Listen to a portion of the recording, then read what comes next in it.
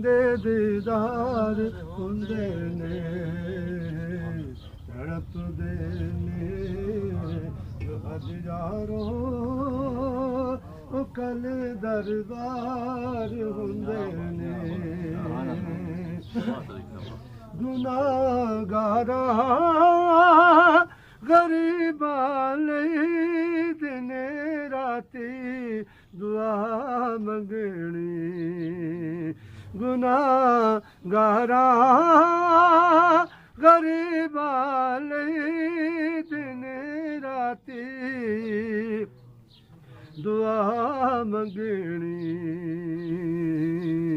ਗਮਖਾਰੀ ਇਸ ਨੂੰ ਕਹਿੰਦੇ ਨੇ ਤੇ ਇੰਜ ਗਮਖਾਰ ਹੁੰਦੇ ਨੇ